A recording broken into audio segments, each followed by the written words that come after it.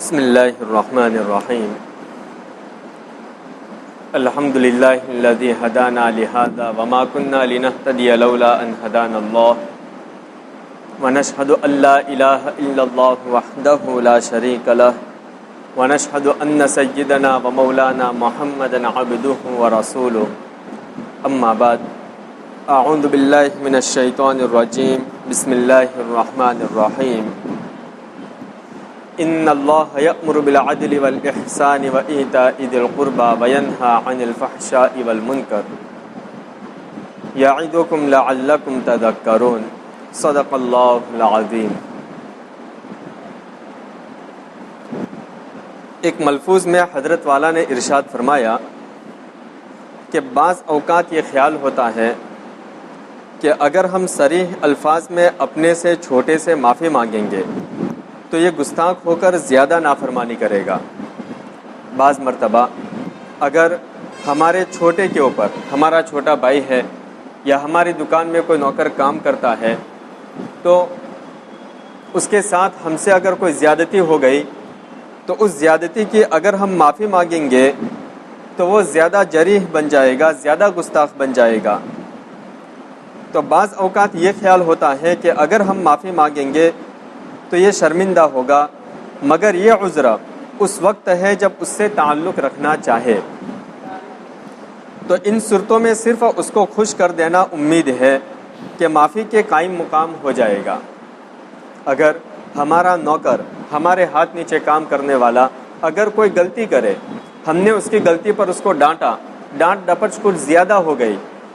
تو پھر اس کی دلجوئی کے طور پر اگر کبھی اس کو کوئی ہدیہ دے دیا، کبھی کوئی تحفہ دے دیا تو یہ اس کی دلجوئی کے لیے کافی ہوگا اور اس کا دل تمہارے ساتھ جڑا رہے گا۔ بعض اوقات اس سے آئندہ تعلق ہی نہیں رکھنا، جیسے ملازم کو موقوف کر دیا یا ملازم خود ملازمت چھوڑ کر جانے لگا، تو اس وقت ضروری ہے کہ زیادتی ہو جانے کی صورت میں اس سے صاف طور پر معافی مانگ لی جائے۔ ہمارا کوئی نوکر کام چھوڑ کر کے جا رہا ہے تو پھر ضروری ہے کہ وہ جتنے بھی مہینے، جتنے بھی سال ہمارے ہاتھ نیچے کام کرتا رہا، ہم سے کوئی کمی کوتاہی غلطی ہوئی تو ہم اس سے صاف طور پر معافی مانگ لے کہ تو جا رہا ہے، اگر مجھ سے کوئی غلطی ہوئی ہو، کبھی تجھ کو میں نے ڈانٹ دیا ہو، ڈپٹ دیا ہو، کبھی کوئی خیانت ہوئی ہو تو مجھے اللہ کے واسطے معاف کر دینا، کیونکہ یہاں وہ دونوں عذر موجود نہیں۔ اس میں اگر رکاوٹ ہو تو پھر میرے نزدیک اس کا سبب ضرور کبر ہے۔ اگر ہمیں اس طرح معافی مانگنے میں شرم آ رہی ہے تو یہ سمجھو کہ ہمارے دل میں کہیں نہ کہیں تکبر پڑا ہوا ہے۔ اگرچہ ہم اپنے آپ کو بڑا نہیں سمجھتے، مگر تکبر کے مقتضا پر عمل تو ہوا، یعنی جس آدمی کے اندر تکبر ہوتا ہے اس کو معافی مانگنے میں بڑی شرم آتی ہے۔ غایت سے غایت، زیادہ سے زیادہ تکبر اعتقادی نہ ہوگا مگر تکبر عملی تو ضرور ہوگا۔ اگر کوئی شخص تکبر کی تقسیم کو تسلیم نہ کرے تب بھی ظلم تو ہوا، جس سے معافی مانگنا واجب ہے، لہذا معافی نہ مانگنے میں اگر تکبر کا گناہ نہ ہوا تو ظلم کا گناہ تو ہوا۔ یہ مسئلہ اکثر لوگوں کو بہت زیادہ پیش آتا ہے۔ مثلا اگر کوئی شخص افسر ہے اور لوگ اس کے ہاتھ نیچے کام کرتے ہیں، اس کو یہ مسئلہ پیش آتا ہے۔ اسی طرح باپ کو اپنے بیٹے کے ساتھ یہ مسئلہ پیش آتا ہے، اسی طرح استاد کو اپنے شاگردوں کے ساتھ یہ مسئلہ پیش آتا ہے، اسی طرح شیخ کو اپنے مریدوں کے ساتھ پیش آتا ہے۔ وہ یہ کہ بعض اوقات اپنے ماتحت کو، اپنے ہاتھ نیچے رہنے والے کو یا اپنے بیٹے کو یا اپنے شاگرد کو یا اپنے مرید کو کسی غلطی پر تنبیہ کرنے میں زیادتی ہو ہی جاتی ہے۔ آدمی غصے میں کچھ زیادہ بول ہی لیتا ہے، جتنی تنبیہ کرنی چاہیے تھی اس سے زیادہ کر دی، یا جتنا اس کو ڈانٹنا چاہیے تھا اس سے زیادہ ڈانٹ دیا، جتنی سزا دینی چاہیے تھی اس سے زیادہ دے دی، یا سزا کا موقع نہیں تھا لیکن اس کو غلط سزا دے دی۔ اس طرح کے واقعات بہت زیادہ پیش آتے ہیں۔ اب سیدھی بات تو یہ ہے کہ جس کے ساتھ تم نے زیادتی کی ہے اس سے معافی مانگ لو کہ مجھ سے غلطی ہو گئی ہے، مجھے معاف کر دو۔ لیکن بعض اوقات یہ خیال ہوتا ہے کہ اگر میں اس طرح صاف شبدوں میں، صاف الفاظ میں اس سے معافی مانگوں گا تو اس کے اندر اور زیادہ نافرمانی کا جذبہ پیدا ہو جائے گا، یہ اور گستاخ ہو جائے گا اور غلط راستے پر چل پڑے گا، صاف معافی مانگنے میں وہ اور زیادہ بگڑ جائے گا، ایسا امکان ہے۔ تو دیکھیے آدمی آدمی میں فرق ہوتا ہے، کوئی آدمی تو ایسا ہوتا ہے کہ اگر اس سے کوئی بڑا آدمی جھک کر بات کر لے، اس سے معافی مانگ لے اور دب کر بات کر لے تو سامنے والا پانی پانی ہو جاتا ہے اور اس کے نتیجے میں ہمیشہ کے لیے اس کی اصلاح ہو جاتی ہے۔ لیکن بعض آدمی ایسے ہوتے ہیں کہ اگر ان کے ساتھ کسی بڑے نے جھک کر بات کر لی، کسی بڑے نے دب کر بات کر لی تو وہ اور شیر ہو جاتا ہے، زیادہ سر پہ چڑھ جاتا ہے اور اس کے نتیجے میں وہ اور زیادہ سرکشی پر اتر آتا ہے۔ اسی لیے ایک اللہ والے فرماتے ہیں اذا انت اکرمت الکریم ملکتہ وان انت اکرمت اللئیم تمردا، یعنی اگر تم کسی شریف آدمی کی عزت کرو گے، اگر کسی شریف اور سمجھدار آدمی کی عزت کرو گے اور اس کا اکرام کرو گے تو وہ تمہارا غلام بن جائے گا اور تم اس کے مالک بن جاؤ گے، اور اگر تم کسی کمینے کے ساتھ عزت کا معاملہ کرو گے تو وہ سرکش ہو جائے گا۔ آگے اللہ والے فرماتے ہیں وضع الندى في موضع السيف بالعلا مضر كوضع السيف في موضع الندى، یعنی جس جگہ تلوار استعمال کرنی چاہیے تھی اگر تم نے وہاں سخاوت کا برتاؤ کیا تو یہ بھی اتنا ہی نقصان دہ ہے جتنا کہ سخاوت کے موقع پر تلوار کا استعمال کرنا نقصان دہ ہے۔ بہرحال آدمی آدمی میں فرق ہوتا ہے، کسی آدمی کے ساتھ اگر آپ تواضع سے پیش آئے تو وہ بچھ جائے گا، وہ تمہارے سامنے پانی پانی ہو جائے گا اور پھر کبھی بھی سرکشی پر آمادہ نہیں ہوگا۔ اور بعض وہ ہوتے ہیں کہ اگر ان کے ساتھ تواضع کے ساتھ پیش آؤ تو وہ الٹا سرکش بن جاتے ہیں۔ اس لیے بعض اوقات دل میں خیال آتا ہے کہ اگر میں اپنے چھوٹے سے معافی مانگوں گا،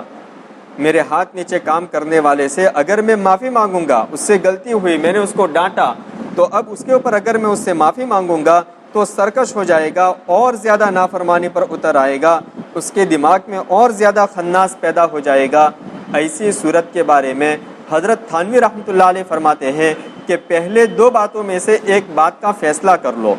وہ یہ کہ جس چھوٹے کے ساتھ یہ معاملہ پیش آیا ہے آئندہ اس سے تعلق باقی رکھنا ہے یا نہیں، اس نوکر کو تمہیں اپنے پاس آئندہ رکھنا ہے یا نہیں۔ مثلا اپنے کسی نوکر کے ساتھ ایسا معاملہ پیش آ گیا تو پہلے یہ فیصلہ کرو کہ آئندہ اس کو اپنے پاس بطور ملازم کے رکھنا ہے یا اس کو ملازمت سے الگ کر دینا ہے، اس کو چھوٹا کر دینا ہے۔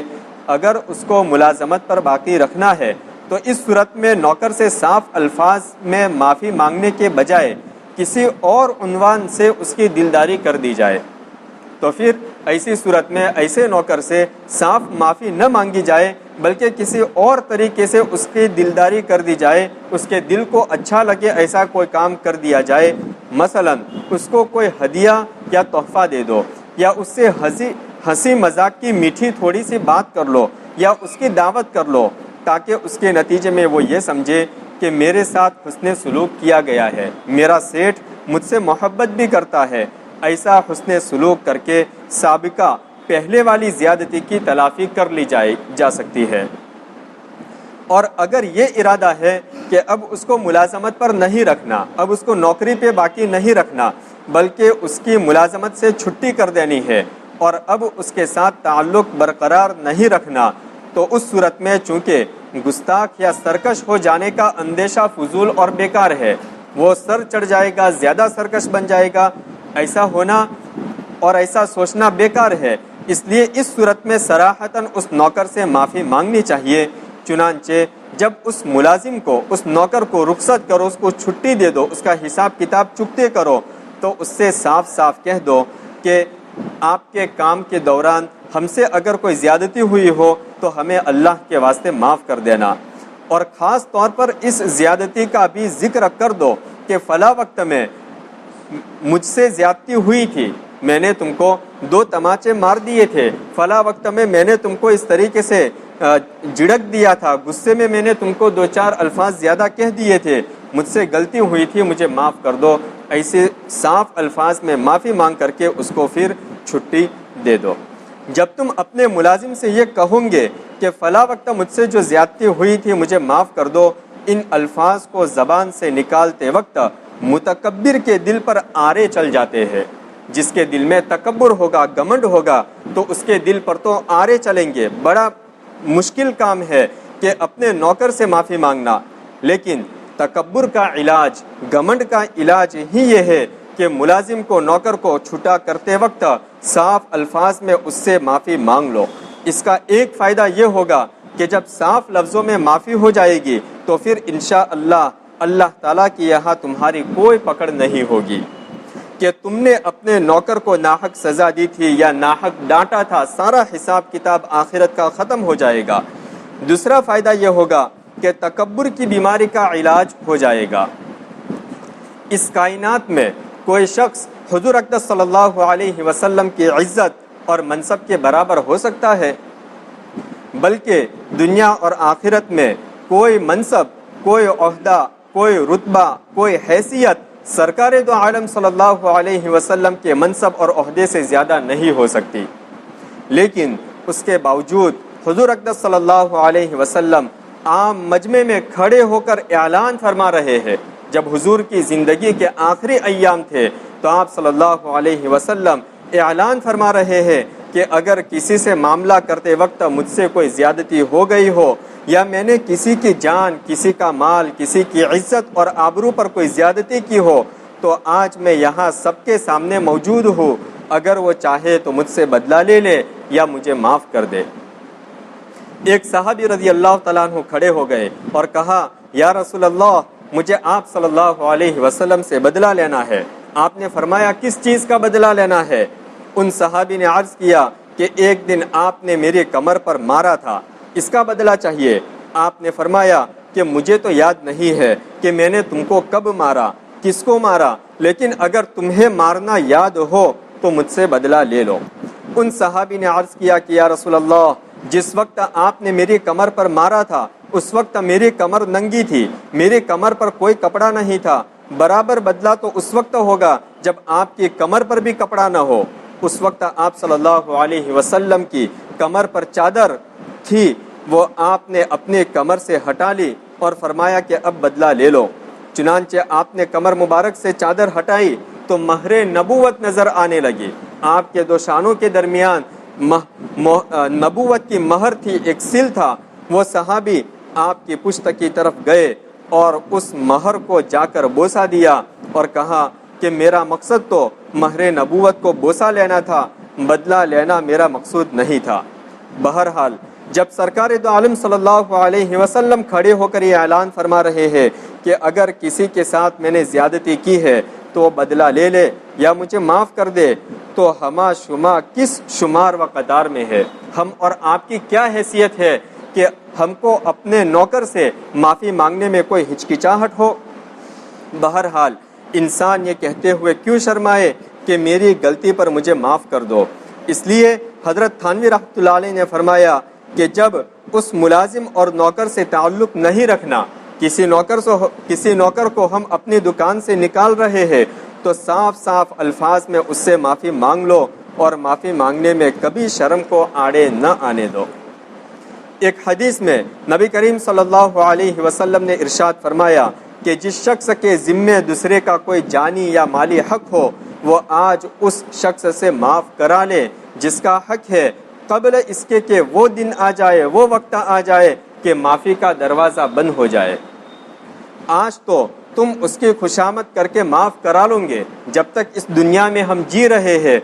جس کسی کے ساتھ کوئی زیادتی ہو گئی ہم خوشامد کر کے معافی کرا لے سکتے ہیں یا حساب کتاب چکتا کر سکتے ہیں، معاوضہ دے کر معاف کرا لے سکتے ہیں، لیکن ایک وقت ایسا آنے والا ہے جب تمہارے پاس اس کو پیش کرنے کے لیے نہ دینار ہوگا اور نہ درہم ہوگا۔ آخرت میں تو وہاں کی کرنسی استعمال ہوگی اور وہاں کی کرنسی نیکیاں ہے۔ وہاں پر تو حق کی معافی کے لیے یا تو اپنی نیکیاں اس کو دینی پڑے گی یا اس کے گناہ اپنے اوپر لینے پڑیں گے۔ اس کے حق کو ادا کرنے کا اور اس کے وبال سے بچنے کا اس کے سوا کوئی راستہ نہیں ہوگا۔ لہذا وہ وقت آنے سے پہلے اس دنیا کی زندگی میں معاف کرا لو۔ حکیم الامت حضرت مولانا اشرف علی صاحب تھانوی رحمۃ اللہ علیہ نے حضور اقدس صلی اللہ علیہ وسلم کی معافی مانگنے کی سنت پر عمل کرتے ہوئے وفات سے چند سال پہلے ایک رسالہ لکھا تھا۔ اس رسالے کا نام تھا العذر والنذر۔ اس رسالے میں لکھا تھا کہ ساری عمر میرا جن لوگوں سے تعلق رہا، نہ جانے مجھ سے کس کی کیا کیا حق تلفی ہوئی ہو، میں آج ان حقوق کی ادائی کے لیے تیار ہوں۔ اگر کسی کا مالی حق میرے ذمے ہے اور مجھے ادا کرنا یاد نہیں رہا تو مجھے یاد دلا کر وہ حق وصول کر لے، اور اگر کسی کا جانی حق ہے تو اگر وہ مجھ سے بدلہ لینا چاہتا ہے تو بدلہ لے لے، معاف کرنا چاہتا ہے تو معاف کر دے، میں آپ سب سے معافی کا طلبگار ہوں۔ پھر یہ رسالہ خط کی شکل میں اپنے سارے متعلقین کو بھیجا جو ہزاروں کی تعداد میں تھے۔ حالانکہ ان کا معاملہ ایسا صاف ستھرا تھا کہ کبھی کسی کا قرض باقی نہ رکھنا، کبھی کسی کو تکلیف نہ پہنچانا، لیکن اس کے باوجود اپنی موت سے پہلے زندگی میں جتنے بھی ان کے متعلقین ان کے ساتھ جڑے سب سے انہوں نے معافی مانگی۔ میرے والد ماجد رحمۃ اللہ علیہ نے بھی، حضرت مفتی تقی عثمانی صاحب فرماتے ہیں کہ میرے والد ماجد مفتی شفیع صاحب رحمۃ اللہ علیہ نے بھی وفات سے تقریباً 2 سال پہلے معافی کا ایک مضمون مجھ سے لکھوایا اور پھر اس کو کچھ تلافی مافات کے نام سے البلاغ میں بھی شائع کیا اور فردن بھی اپنے متعلقین کے پاس بھیجا اور اس کے ذریعے اپنے تمام ملنے جلنے والوں سے معافی مانگی۔ لہذا یہ معافی مانگ لینا کمی کی بات نہیں، یہ کوئی ہمارے کم درجہ ہونے کی بات نہیں، اس سے انسان کی عزت میں کمی نہیں آتی، اس کے ذریعے انسان آخرت کی ذمہ داری سے سبکدوش ہو جاتا ہے، اس کے ذریعے آخرت کی ذمہ داری پوری ہو جاتی ہے کہ وہاں پر پھر کوئی پکڑ دکڑ اس کے ساتھ نہیں ہوگی، اور سب سے بڑی بات یہ ہے کہ اس کے ذریعے تکبر کا خاتمہ ہو جاتا ہے۔ معافی مانگنے میں آدمی کا تکبر ٹوٹتا ہے، اور اگر اس ملازم اور نوکر سے آئندہ تعلق باقی رکھنا ہے، ملازموں کے تعلق سے بات چل رہی تھی، نوکروں کے تعلق سے بات چل رہی تھی، تو فرمایا جا رہا ہے کہ اگر اس ملازم اور نوکر سے آئندہ تعلق باقی رکھنا ہے، اپنی دکان میں اس کو رکھنا ہے، کسی غلطی پر اس کو ڈانٹا لیکن ڈانٹ کر کے اس کو چھوٹا نہیں کرنا، رکھنا ہے، تو اس صورت میں صراحتاً اسے معافی مانگنے کی صورت میں اگر اس کے سرکش ہونے کا اندیشہ ہو تو اس صورت میں اس کے ساتھ کسی عنوان سے اس کی دلداری کر لو، اس کو کچھ ہدیہ دے دو، کبھی اس کے ساتھ کچھ میٹھی بات کر لو جس سے اس کا دل خوش ہو جائے۔ نوکر اور ماتحت، نوکر اور ہمارے ہاتھ نیچے رہنے والے ایسے لوگ ہیں کہ ان کے ساتھ انصاف اللہ تعالیٰ کی خاص توفیق ہی کے ذریعے ہو سکتا ہے۔ اگر اللہ تعالیٰ توفیق دے تب ہی جا کر کے بندہ اپنے نوکروں کے ساتھ میں انصاف کے ساتھ رہ سکتا ہے، ورنہ اکثر و بیشتر انسان اپنے ماتحتوں کے معاملے میں، اپنے ہاتھ نیچے رہنے والوں کے معاملے میں انصاف سے تجاوز کر ہی جاتا ہے، انصاف نہیں کر پاتا، اس لیے کہ وہ ماتحت اپنے گرفتہ اور اپنے پنجے میں ہوتے ہیں، اپنے ہاتھ نیچے رہنے والے ہماری پکڑ میں ہوتے ہیں، ہم جب چاہے اس کو ڈانٹ سکتے ہیں، جب چاہے اس کی خبر لے سکتے ہیں، تو چونکہ ماتحت پر انسان کو قدرت حاصل ہوتی ہے، اس کے نتیجے میں وہ اس قدرت کو حدود کے اندر رہ کر استعمال کرنے سے قاصر رہتا ہے۔ بندہ اگر دھیان نہ رکھے تو حدود سے باہر نہ نکلنے کے اوپر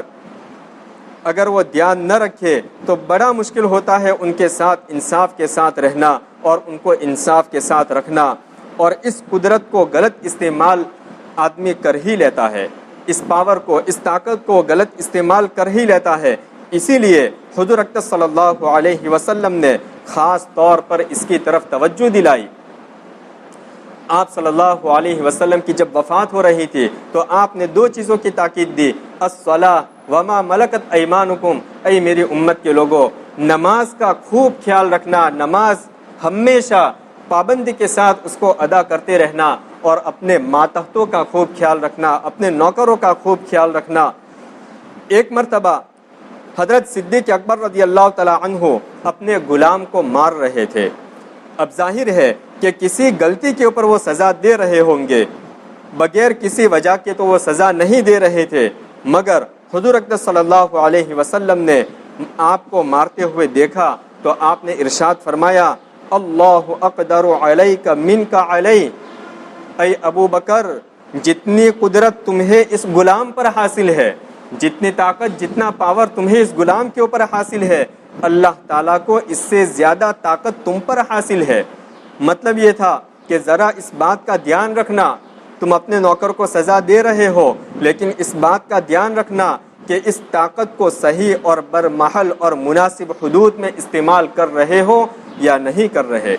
اگر اللہ تعالیٰ تمہارے اوپر اپنی طاقت کا مظاہرہ کرنے پر آ جائے تو تمہارا ٹھکانہ کہاں ہوگا، ذرا سوچ لو۔ بہرحال ان چھوٹوں اور ماتحتوں کے ساتھ معاملات کرنے میں تکبر کے بڑے امکانات ہیں۔ آدمی گھمنڈ میں آ ہی جاتا ہے، لہذا اس پر اللہ تعالیٰ سے مدد مانگنی چاہیے کہ میں اپنے ماتحتوں کے ساتھ معاملہ کرنے میں تکبر سے کام نہ لوں۔ اس لیے حضرت تھانوی رحمۃ اللہ علیہ ایک ملفوظ میں ارشاد فرماتے ہیں کہ جب میں کبھی اپنے کسی چھوٹے سے پکڑ کرتا ہوں اور اس کو ڈانٹنے کی نوبت آ جاتی ہے تو الحمدللہ کبھی اس کی خلاف ورزی نہیں ہوتی کہ ایک طرف تو اس کو ڈانٹ رہا ہوتا ہوں اور دوسری طرف دل میں اللہ تعالیٰ سے یہ بھی عرض کرتا ہوں کہ یا اللہ مجھ سے ایسا مواخذہ نہ فرمائیے گا۔ اب بتائیے جس شخص کے دل میں ہر وقت آخرت کی فکر لگی ہوئی ہو وہ کیسے حد سے تجاوز کرے گا۔ حضرت تھانوی رحمۃ اللہ علیہ کے خلیفہ بابا نجم احسن رحمۃ اللہ علیہ نے واقعہ سنایا کہ حضرت تھانوی رحمۃ اللہ علیہ کے ایک خادم تھے جن کا نام بھائی نیاز تھا۔ وہ حضرت کے بہت قریب رہتے تھے، اس وجہ سے ذرا منہ چڑھے ہوئے خادم تھے، اور جو کسی بڑے کا منہ چڑھا ہوتا ہے وہ دوسروں پر ناز بھی کیا کرتا ہے۔ بقول کسی کے بنا ہے شاہ کا مصاحب پھرے ہے اتراتا۔ اگر کوئی نوکر اپنے سیٹھ کا منہ چڑھا ہوتا ہے تو پھر اس کا ناز، اس کا اترانا کچھ الگ ہی رہتا ہے۔ شاہ کا مصاحب دوسروں پر ناز کرتا ہے، اس لیے حضرت والا کے پاس جو آنے جانے والے مہمان ہوتے بعض اوقات ان کے ساتھ نامناسب انداز میں وہ پیش آتے۔ وہ منہ چڑھے ہوئے خادم آنے والے مہمانوں کے ساتھ ذرا نامناسب انداز میں پیش آتے۔ حضرت تھانوی رحمۃ اللہ علیہ کو اس کی اطلاع ہو گئی کہ یہ بھائی نیاز آنے جانے والوں کے ساتھ سختی کا معاملہ کرتے ہیں۔ حضرت نے ان کو بلایا اور سخت لفظوں میں ان سے کہا، میاں نیاز تم آنے والوں کے ساتھ لڑتے جھگڑتے رہتے ہو اور ان کے ساتھ بد تہذیبی سے بات کرتے ہو۔ جواب میں انہوں نے کہا کہ حضرت جھوٹ نہ بولو، اللہ سے ڈرو۔ مرید اپنے شیخ کو کہہ رہے ہیں کہ جھوٹ نہ بولو، اللہ سے ڈرو۔ ایسا اس لیے کہہ رہے تھے کہ تھوڑے منہ چڑھے ہوئے تھے۔ دیکھیے ایک نوکر اور خادم اپنے آقا سے کہہ رہا ہے کہ جھوٹ نہ بولو، اللہ سے ڈرو۔ اب اس وقت تو اور زیادہ اس نوکر کو ڈانٹنا چاہیے تھا۔ ایسا منہ چڑھا نوکر ہو تو سیٹھ کیسا غصہ ہو جائے گا۔ لیکن حضرت تھانوی رحمۃ اللہ علیہ استغفر اللہ کہتے ہوئے دوسری طرف چلے گئے، یعنی ڈانٹنا ڈپٹنا بند کر دیا اور اللہ سے معافی مانگتے ہوئے چلے گئے۔ بعد میں لوگوں کے سوال کرنے پر حضرت والا نے بتایا، حضرت تھانوی رحمۃ اللہ علیہ سے بعد میں لوگوں نے پوچھا کہ حضرت ایسا کیوں کیا آپ نے؟ تو حضرت نے بتایا کہ جب بھائی نیاز نے مجھ سے کہا کہ جھوٹ نہ بولو، اللہ سے ڈرو، اس وقت مجھے تنبہ ہوا، میں نے اپنے دل میں سوچا کہ میں نے یک طرفہ بیان سن کر ان کو ڈانٹنا شروع کر دیا تھا۔ میں نے صرف مہمانوں کی بات سنی اور ان کو ڈانٹنا شروع کر دیا۔ ابھی میں نے صرف ان لوگوں کی بات سنی تھی کہ انہوں نے لوگوں کے ساتھ یہ زیادتی کی ہے، حالانکہ مجھے یہ چاہیے تھا کہ میں ان کا بھی بیان سنتا، میں ان کو بھی پوچھتا کہ لوگ تمہارے بارے میں یہ کہہ رہے ہیں، بتاؤ یہ صحیح ہے یا غلط ہے۔ ان کے بیان کو سننے کے بعد ڈانٹنے کا فیصلہ کرتا، لیکن میں نے ایک طرف کی بات سنی اور ڈانٹنا شروع کر دیا، اس وجہ سے مجھ سے غلطی ہوئی، اس لیے میں اللہ سے معافی مانگتا ہوا وہاں سے چل پڑا۔ یہ ہوتا ہے تقوی اور اللہ کا خوف۔ اس واقعے میں دیکھنے کی بات یہ ہے کہ جب ایک خادم کو ڈانٹا تو فوراً اس وقت ذہن میں یہ خیال آیا کہ میں نے یک طرفہ بیان پر فیصلہ کر دیا، یہ مجھ سے غلطی ہوئی، لہذا اس پر استغفار کرتے ہوئے چلے گئے۔ اس کو کہا جاتا ہے کان وقافا عند حدود اللہ، یعنی اللہ تعالیٰ کی حدود کے آگے ٹھہر جانے والے تھے۔ یہ تھے حکیم الامت، ویسے ہی حکیم الامت نہیں بن جاتے۔ حضرت تھانوی رحمۃ اللہ علیہ ان کو حکیم الامت کا لقب ملا ہے، تو یہ تھے حکیم الامت۔ اللہ تعالیٰ نے آپ کا فیض چار دانگ عالم میں پھیلایا۔ آج ہم نے چند ظاہری رسوم کا نام دین رکھ لیا ہے، حالانکہ یہ بھی سب دین کا حصہ ہے۔ ابھی جتنی باتیں بیان کی گئی یہ ساری باتیں دین کا بڑا حصہ ہے کہ کس وقت سے کس وقت کیا معاملہ کیا جائے، کس حد میں رہ کر کے کون سا معاملہ کیا جائے، یہ ترازو اپنے میں لگانی پڑتی ہے، اپنے اندر یہ ترازو، یہ میزان پیدا کرنی پڑتی ہے کہ کہیں ایک طرف پلہ جھک نہ جائے، بلکہ توازن کے ساتھ، بیلنس کے ساتھ سارے کام انجام پائے۔ بہرحال اللہ تعالیٰ سے دعا کرے کہ اللہ تعالیٰ ہم سب کو دین کی 100% صحیح سمجھ عطا فرمائے اور اس کے مطابق اپنی زندگی گزارنا ہم سب کے لیے آسان فرمائے۔ وآخر دعوانا ان الحمد للہ رب العالمین۔